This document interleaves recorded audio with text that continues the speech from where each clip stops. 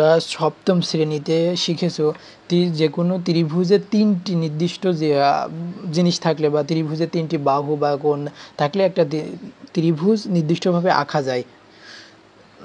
তো কোনো ত্রিভুজের তিনটি বাহু তিনটি কোণ অর্থাৎ 6টির মধ্যে নিম্ন যে কোনো তিনটি দেওয়া থাকলে ওই ত্রিভুজটা কি আঁকা যায়। ত্রিভুজের অংশে দ্বারা নির্দিষ্ট আকারের অন্যান্য ত্রিভুজ আঁকা যায়। তবে সপ্তম শ্রেণীতে তোমরা দেখেছো যে তিনটি বাহু দেওয়া থাকলে ত্রিভুজ আঁকতে পারো। তা আমি ওখানেই দেখাই যে তিনটি বাহু, তাহলে তিনটি বাহু দেওয়া থাকলে ত্রিভুজটা আঁকা যায়।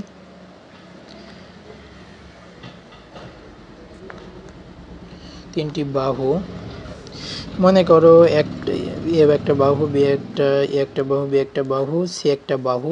তো ত্রিভুজটা আমরা আঁকবো। তাহলে যে কোনো একটা রশ্মি নিব আমরা, বিই, যে কোনো একটা রশ্মি নিই। বিই রশ্মির তোমার এ বিন্দু, বি রশ্মি থেকে এ বাহু সমান করে যে এখান থেকে কাটা কম্পাসে এই থেকে কেটে নিই এর সমান করে। আর এ বিন্দুতে একটা এবার এ বি ও কেটে নিই বিসি। তাহলে কি করলাম, প্রথমে যে কোনো বি রশ্মি বিই নিই, বি থেকে এ বাহু সমান করে বিসি অংশ কেটে নিই। তারপরে যথাক্রমে এ বি ও সি বিন্দুকে কেন্দ্র করে বি ও সি এর সমান ব্যাসার্ধ নেব। দেখি আমি পেন্সিল কম্পাসে তোমাদের দেখাই। পেন্সিল কম্পাসটা কোথায় রাখলাম, পেন্সিল কম্পাস দিয়ে রাখিয়ে দিই, তাহলে তোমরা বুঝতে পারবে। তাহলে যথাক্রমে বি এর সমান ব্যাসার্ধ নিয়ে এই যে একটা বৃত্তচাপ আঁকবো। আর যথাক্রমে তোমার সি এর সমান ব্যাসার্ধ নিয়ে সি বিন্দুকে কেন্দ্র করে যে একটা বৃত্তচাপ আঁকলাম। তাহলে কি ত্রিভুজ হয়ে গেল। লাল কালি দিয়ে দাগি, সমস্যা না। বৃত্তচাপদের পরস্পরকে মনে করি এ বিন্দুতে ছেদ করে, তাহলে এ বি সি ডি কি সে উদ্দিষ্ট ত্রিভুজ। তাহলে তিনটি বাহু দেওয়া থাকলে আমরা ত্রিভুজ আঁকতে পারবো। তো তারপরে দেওয়া রয়েছে দুইটি বাহু, তাদের অন্তর্ভুক্ত কোণ যদি থাকে, তাহলে মনে করি দুইটি বাহু আর অন্তর্ভুক্ত একটা কোণ দেওয়া আছে। মানে ওই অন্তর মানে কি ভিতরে, এই ত্রিভুজের ভিতরে একটা কোণ দেওয়া আছে। দুইটি বাহু মনে করি এ বি, আর একটি কোণ দেওয়া আছে এক্স। তাহলে ত্রিভুজটা আঁকতে হবে। তাহলে প্রথমে আমরা কি করব, যে কোনো একটা রশ্মি নিয়ে নেব। আমাদের কাজই যে কোনো একটা রশ্মি নিয়ে নেব। তাহলে রশ্মি নেই বি ই, যে কোনো একটা রশ্মি নেই।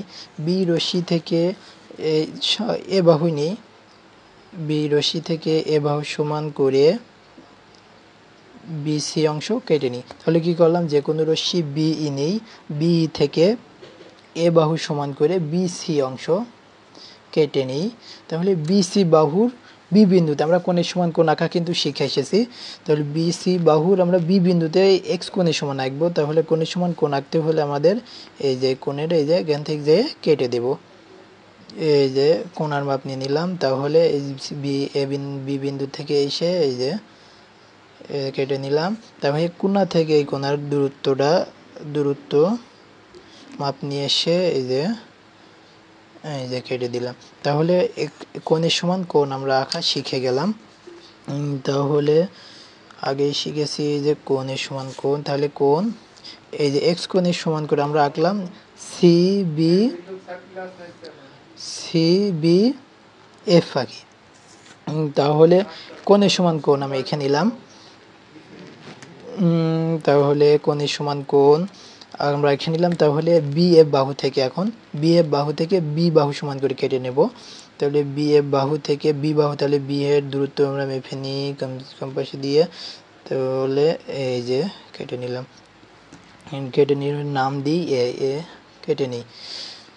তাহলে A C A comma C যোগ করি, মানে কমা দিতে হয় যোগ করার ক্ষেত্রে, তাহলে যোগ করি। তাহলে প্রথমে কি করলাম তোমরা দেখো, প্রথমে যেটা আমি শিখেছি যে কোনো রশ্মি নেই, যে বিই যে কোনো একটি রশ্মি নিলাম। রশ্মি নেওয়ার পরে বিই থেকে এই যে এ বাহু সমান করে বিসি অংশ কেটে নিই। তাহলে বিসি অংশ কেটে নেওয়ার পরে কি করলাম, বিসি বাহুর বি বিন্দুতে এই যে কোণ এক্স এর সমান করে এখানে নিলাম। আমরা কোণের সমান কোণ আঁকা শিখছি, এখানে নিলাম কোণ সি বি এফ। তারপরে কি করলাম, কোণ বি এফ বি এফ বাহু থেকে বি বাহু সমান করে বি এ অংশ কেটে নিই, তারপরে কি করলাম এ সি যোগ করি, তাহলে এ বি সি সেই উদ্দিষ্ট ত্রিভুজ। তারপরে আছে তোমাদের দুইটি কোণ ও তাদের একটি বাহু দেওয়া থাকলে ত্রিভুজটা কেমন হবে। 3 নম্বরে দেওয়া থাকে হচ্ছে দুইটি কোণ, মনে করি একটা কোণ দেওয়া আছে দুইটি এক্স ওয়াই এবং তাদের একটা বাহু দেওয়া আছে এই ধরি, তাহলে দুইটি কোণ আর একটি বাহু দেওয়া থাকলে ত্রিভুজ আঁকতে হবে। তো প্রথমে আমরা কি করব, প্রথমে আমরা যে কোনো একটা রশ্মি নিয়ে নেব, বিই নেই, বি যে কোনো একটা রশ্মি নিই, বিই থেকে এ বাহু সমান করে, এই যে বাহু সমান বাহু আমাদের কাজে লাগছে এই জন্য এটা শেখার দরকারই ছিল। এ বাহু সমান করে বি সি অংশ কেটে নেব, এটা সি অংশ। তাহলে প্রথমে কি করলাম, বি যে কোনো একটা রশ্মি নিলাম, বি রশ্মি থেকে এ বাহু সমান করে বি সি অংশ কেটে নিই, তাহলে বি সি বাহুর বি বিন্দুতে কোণ এক্স এর সমান করে আঁকবো। আমরা আগে শিখেছি কোণ এ সমান কোণ আঁকতে।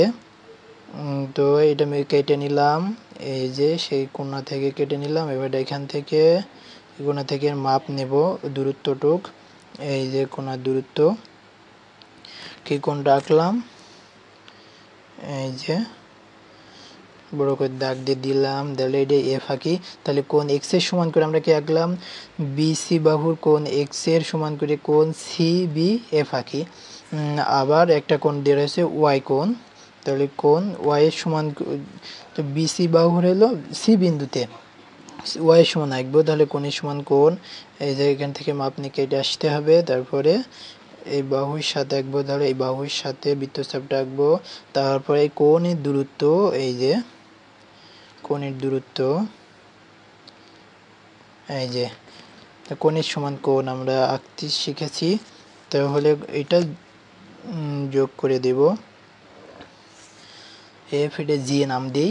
তাহলে কি করলাম, আর এই বি এফ বাহু আর সি জি বাহু পরস্পরকে এ বিন্দুতে ছেদ করে। তাহলে প্রথমতে আমরা কি করলাম, যে কোনো রশ্মি বিই নেই, বিই থেকে এ বাহু সমান করে বিসি অংশ কেটে নিই। তাই বিসি অংশ কেটে নেওয়ার পরে কি করলাম, বিসি বাহুর বি বিন্দুতে এই যে কোণ এক্স এর সমান করে রাখলাম কোণ সি বি এফ, এবং বিসি বাহু সি বিন্দুতে কোণ ওয়াই এর সমান করে কোণ বি সি জি আঁকি। তাহলে বি এফ বাহু আর সি জি বাহু পরস্পরকে এ বিন্দুতে ছেদ করে, তাহলে এ বি সি কি উদ্দিষ্ট ত্রিভুজ।